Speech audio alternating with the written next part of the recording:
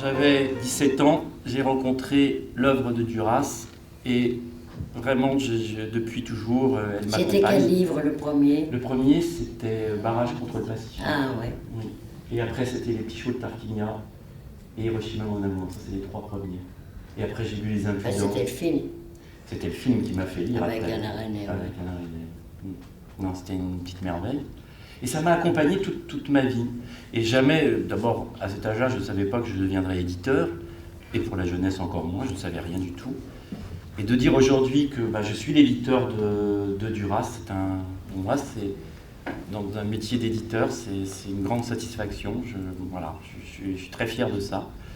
Et de continuer mon travail dans ces conditions-là. Et c'est vrai que, évidemment, j'attendais un peu pour sortir ce livre, le centenaire. Je me suis dit, ce sera le moment de reparler de ce livre, qui est en plus un livre très peu connu, qui est sorti donc dans les années 71. Et là, je me suis dit, il n'y a qu'une personne qui peut l'illustrer, c'est Cathy Coupry. Parce qu'on venait de faire un gros travail ensemble, de 3 ans de travail sur le dictionnaire fou du corps. Et là, il y avait quelque chose du cabinet de curiosité. Et je trouvais que dans Ernesto, c'était tout à fait la sensibilité de ce texte. Alors j'étais content de faire ce bouquin. Et puis, un peu jaloux de ne pas participer plus que ça autour de ce Ernesto, même si j'en suis l'éditeur. C'était pas assez pour moi de donner encore plus à Duras. Et donc j'ai fait ce à Duras, qui est une espèce de livre genèse, comment elle a travaillé, comment elle a fait ce livre pour les enfants. Et là je me suis dit, mais c'est exactement ce que je défends depuis 20 ans dans l'édition jeunesse, c'est-à-dire que c'est pas n'importe quoi. C'est-à-dire que là je me suis aperçu qu'elle avait fait un travail absolument remarquable, une recherche. Elle ne voulait pas livrer un texte aux enfants qui n'était pas un bon texte. Et elle a travaillé 3 ans sur ce texte. 3 ans de travail, de réécriture, de rencontre, quelque chose de vraiment important. Et c'est exactement ce que je reproche à beaucoup d'auteurs bien connus, de talent, qui vous disent toujours, oh mais Thierry, je vais te faire un petit livre pour les petits-enfants. Passons. Ah, c'est trop long? Vous m'avez dit qu'il fallait du temps. Passons, on peut parler des gens qui font des livres pour enfants comme ça. Oui, n'en parlons pas, effectivement. Faisons des vrais livres pour enfants. Et donc, donc c'est vrai que c'était pour moi l'idée de prouver que cette femme, cette grande auteure du XXe siècle, elle savait écrire pour les enfants et avait travaillé de façon remarquable. Et puis, j'ai rencontré Louis Vidal, François Louis Vidal, qui était son premier éditeur chez Arlingquist. Et puis là, j'ai voulu le rencontrer. On se connaissait déjà et j'admirais son travail. Et il m'a donné des documents, il m'a parlé comment il avait travaillé sur ce texte avec Marguerite. On va l'appeler Marguerite entre nous. Oui, bien sûr. Et donc, vraiment, c'était que du bonheur. Et je peux vous assurer que quand vous faites votre travail que dans le bonheur, comme ça, c'est une merveille. Et à partir de ce moment-là, je me suis aperçu, non seulement d'abord que l'enfance dans l'œuvre de Duras était très importante et très présente, et j'ai vu qu'Ernesto, elle était très importante dans toute l'œuvre. Maintenant, vous pourrez regarder ce livre, vous pourrez le lire aussi bien à des très petits enfants qu'à des adultes, parce qu'on dit toujours qu'un bon livre pour enfants est un bon livre pour adultes. Et là, vous avez vraiment l'exemple de la littérature jeunesse, et j'en suis fier de m'en être l'éditeur. Et donc, je vais laisser la parole à Cathy. Simplement un petit mot sur les images, puisque vous allez les découvrir aussi. Donc les originaux sont effectivement en exposition. Ces images, elles ont été travaillées sur ce principe. La question que je me suis posée, c'est ce que c'était pour moi la connaissance, puisque c'est ce que j'ai entendu très fortement dans le texte à la première lecture. J'ai pensé que c'était une grosse responsabilité et quelque chose de très délicat de faire des images sur ce texte, parce qu'a priori, il n'avait plus besoin de rien. Enfin, il était extrêmement plein. Et donc j'ai cherché simplement à faire entendre une autre voix, une voix parallèle à celle du texte, pour dire le rapport à la connaissance. Et pour moi, la connaissance, quand on grandit et qu'on se sent à l'aise, bien comme adulte, sur ses 2 pieds par rapport à la question de la connaissance, c'est-à-dire qu'on a encore envie d'apprendre, c'est parce qu'on arrive librement à établir des correspondances. Pour moi, l'enjeu de la connaissance, c'est celui-là. C'est ce qu'on n'arrive pas toujours à rencontrer à l'école. Et c'était déjà enfant une question que je me posais par rapport à ce que je rencontrais dans l'enseignement extrêmement morcelé que j'avais à l'école. Et du coup, j'ai souhaité repartir effectivement des cabinets de curiosité et de l'époque des grandes découvertes, c'est-à-dire cette époque où en fait rien n'était classé. Il n'y avait pas une chose qui valait plus qu'une autre. Tout était bon. De même que pour les enfants, tout est bon. Tout est bon pour apprendre, tout est bon pour s'émerveiller, tout est bon pour la curiosité. Donc en partant de ça, du coup, j'ai été chercher effectivement dans les cabinets de curiosité, dans la bibliothèque du muséum à Paris, du muséum d'histoire naturelle, j'ai été chercher effectivement tout ce qui était important pour le tisser, pour le mêler, parce que ça c'était ma propre affaire, d'apprendre en faisant le livre. Mais mon idée c'était d'installer des jeux de correspondance qui vont de plus en plus librement, de plus en plus vastes, sans ordre apparent. Et ça c'est ce que Marguerite Duras dit dans Les Enfants. Elle dit que cette façon qu'a Ernesto d'apprendre, c'est une façon sans ordre apparent. Et pour moi c'était capital cette notion-là. Effectivement, il n'y a pas d'ordre, il n'y a pas de rangement dans la connaissance. C'est une constellation.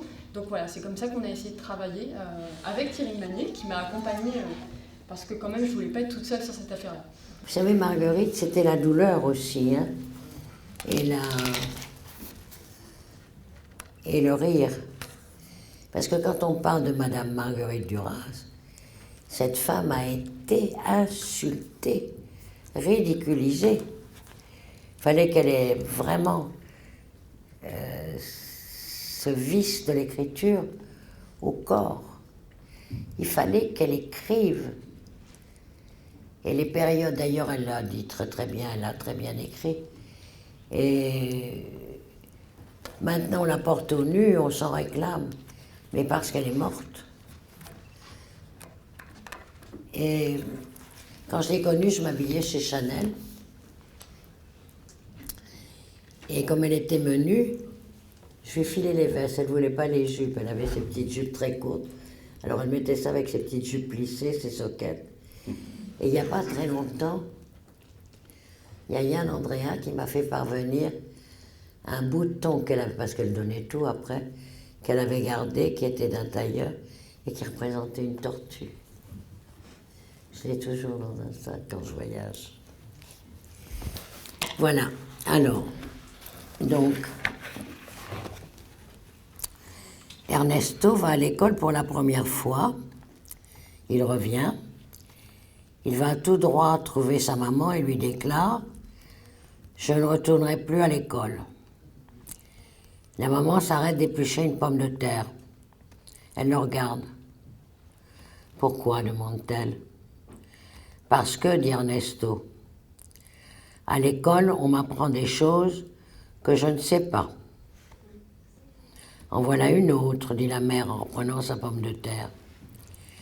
Lorsque le papa d'Ernesto rentre de son travail, la maman le met au courant de la décision des mères d'Ernesto. « Tiens, dit le père, c'est la meilleure. » Moi, ça me fait hurler de rire intérieurement, ça.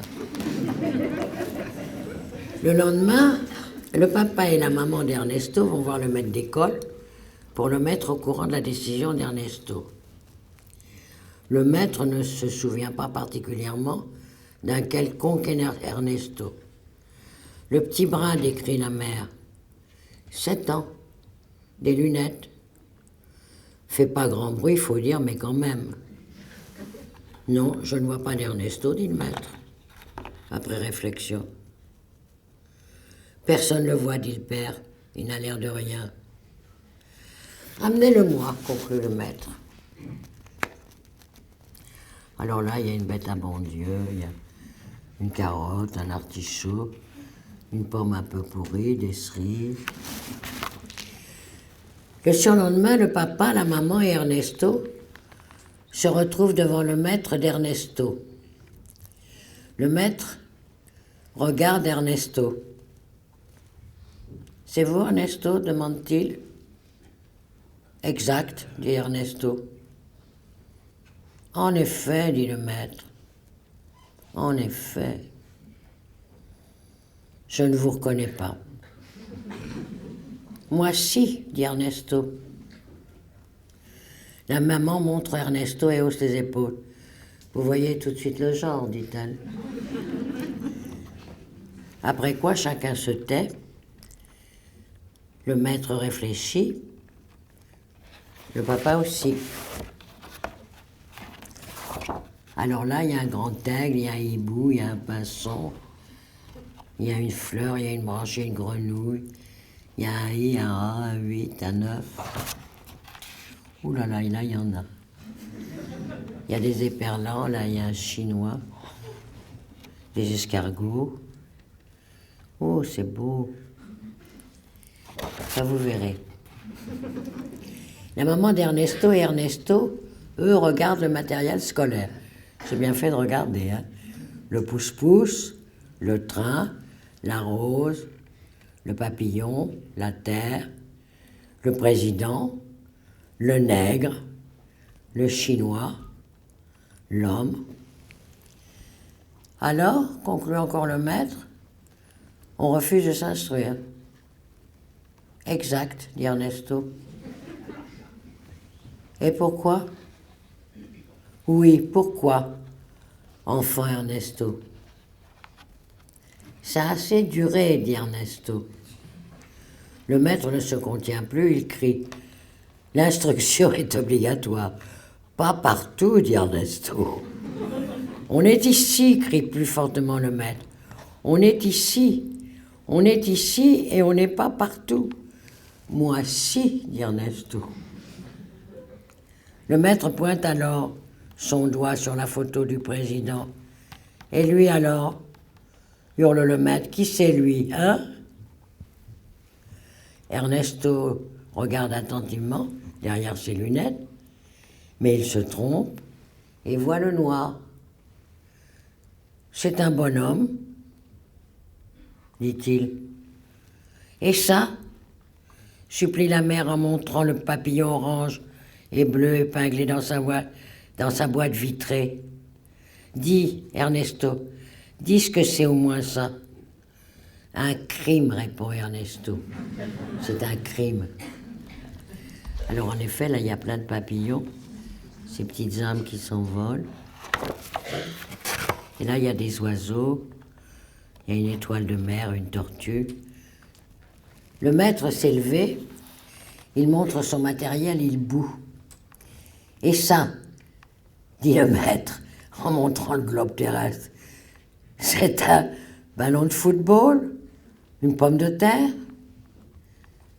C'est un ballon de football, une pomme de terre, et la terre, dit Ernesto. Le maître s'assied découragé. La maman montre Ernesto, il a sorti un chewing-gum de sa poche. Un crétin, soupire-t-elle. Mais oui, voilà ce que ce sera. Non, dit Ernesto tendrement à sa maman. Et il lui sourit. Faut pas t'en faire, lui dit-il gentiment. Mais c'est triste, dit la maman. Non, pas du tout, répond Ernesto. Tu crois, demande la mère. Sûr, dit Ernesto. C'est vraiment étrange, dit le maître en croisant les bras. Alors là, la double page, c'est magnifique. Il y a des totems, des tulipes, champignons, éléphants. Il y a un fruit que je ne reconnais pas, mais qui me dit quelque chose. Et là, le maître et le papa et la maman regardent Ernesto. Qu'est-ce qu'on va devenir, demande la maman. 7. On en a 7. C'est un cas unique, soupire le maître, heureusement. Tu vois, dit le père à sa femme, c'est toujours ça. Le maître sourit. Perspicace, il vient d'avoir son idée. Donc, dit-il en marchant dans la classe, des mains derrière le dos, donc, nous nous trouvons devant un enfant qui ne veut apprendre que ce qu'il sait déjà. C'est ça, dit le père satisfait. Et j'en ai 7, monsieur l'instituteur. J'en ai 7 et j'en ai marre, dit la mère. Ernesto, imperturbable, mastique son chewing-gum. Il a un air buté. Mais comment, continue le maître Finot, comment l'enfant Ernesto envisage-t-il d'apprendre ce qu'il sait déjà, hein? Tiens, mais c'est vrai, s'exclament admiratifs les parents. Ernesto fronce les sourcils et riposte. En rachachant. Qu'est-ce que c'est que ça? Demande le maître avec soupçon. Une nouvelle méthode, répond candidement Ernesto. Petit insolent, dit le maître. Je vais vous apprendre, moi. Je comprends rien, dit la maman. Et toi, Emilio? Perdu le fil, dit le papa. Alors, en effet, là, il y a une bobine de fil. Il y a une araignée emprisonnée dans une petite... Comment ça s'appelle, ces petites boules? Une résine. Dans une résine. Il y a un cacatoès, il y a un singe. Oh, il y a un soleil très beau. Il y a une lune, là. Enfin, un croissant. Le maître se rapproche maintenant d'Ernesto. Il s'est piqué au jeu. Et peut-on savoir ce que l'enfant Ernesto sait déjà? Rien, dit le papa concerné, rien de rien. Il n'avait qu'à le regarder. Puis en plus du reste, dit la maman, il est complètement miro. Et ça n'arrange rien. Le maître poursuit son raisonnement. J'ai posé une question, il me semble. Que savez-vous, enfant? Ernesto ne se fait pas, cette fois, ne se fait pas prier pour répondre. Non. Je sais dire non, et c'est bien suffisant. Le maître ne peut en supporter davantage, il lève sa main. Mais la maman bondit. Ah, touchez pas. Y touchez pas ou je cogne, dit-elle avec feu. Le père la retient. Il se regarde désolé. Bon, dit le maître, bon, d'accord. Il revient s'asseoir derrière son bureau, il sourit. La maman sourit aussi, le papa sourit. Ernesto sourit à sa maman. La maman sourit à Ernesto. Et là, à côté, il y a une chauve-souris magnifique. Il y a un poisson qui tient une branche de thym, peut-être avec lequel on va le faire cuire. Et là, voilà, tous les animaux, tous les fruits, les légumes. Le maître, plus calmement, revient à la charge. Mais pourquoi? Oui, pourquoi l'enfant Ernesto refuse-t-il d'apprendre ce qu'il ne sait pas? Pourquoi? Réponds, Ernesto, dit le papa. Réponds si t'as compris. Pourquoi? Dit le maître, dans un sursaut de rage. Parce que c'est pas la peine, dit Ernesto. Au fond, dit la maman en haussant les épaules. Au fond du fond, reprend le papa d'un air penaud. Le maître se relève et se retourne vers Ernesto. Alors, comment l'enfant Ernesto saura-t-il lire et écrire et compter? Hein? Comment saura-t-il quoi que ce soit dans ces conditions? Je saurais, dit Ernesto. Oui, mais comment? Hurle le maître. Ah, oh, c'est pas oh, ah, c'est oh. Oh, fait Ernesto, par la force des choses. Ah, dit le maître, vous dépassez les bornes. Modérez vos expressions, vous allez me braquer, et je ne vais plus répondre de ma colère. Vous pouvez rien, bâille Ernesto. Emilio, dit la maman, vont en venir aux mains, j'ai peur. Alors, calmez-vous, monsieur le maître, dit Ernesto. Ah oui, il vaut mieux reprendre le maître. Mais c'est pas le tout, dit la maman. Moi, j'en ai 7. J'en ai marre. Je veux savoir. Je rentre à la maison, dit Ernesto. Ça suffit. Ernesto se lève et il sort en mâchant son chewing-gum. Alors là, il y a un crocodile qui se prélasse, il y a un œil magnifique, il y a une tête de mort, il y a des petits insectes, il y a des... Oh, il y a un volcan en éruption. Alors, demande le père, alors, maintenant qu'il est parti, qu'est-ce que vous en pensez? C'est un drôle d'oiseau, hein? Le maître se tait. Il semble suivre dans le ciel le vol d'une cigogne ou d'une autruche. Il hausse les sourcils. C'est un cas imprévu, bien embarrassant. Oui, mais à part ça, dit la maman, c'est bien beau tout ça, mais c'est notre enfant. Qu'est-ce qu'on va en faire, dit le papa. C'est-il vrai que ça saura lire un jour, demande la maman. Lire et compter, dit le papa. Oui, lire et compter, et aller venir, conduire et pas, boire et manger, travailler, travailler, travailler encore, se tromper et pas, et tout leur machin, et leur Saint-Frusquin. Le maître la regarde avec les yeux vides. Le papa d'Ernesto est au garde à vous. Hélas, dit le maître avec beaucoup d'emphase. Hélas, madame. Oui. Alors là, il y a un toucan. Là, il y a un serpent qu'on conserve dans un liquide, dans un bocal. Il y a un nounours. Et voilà, on arrive à la fin. C'est notre histoire, en fait, hein. On apprend ce qu'on peut, comme on peut. Et quelquefois, on croit savoir.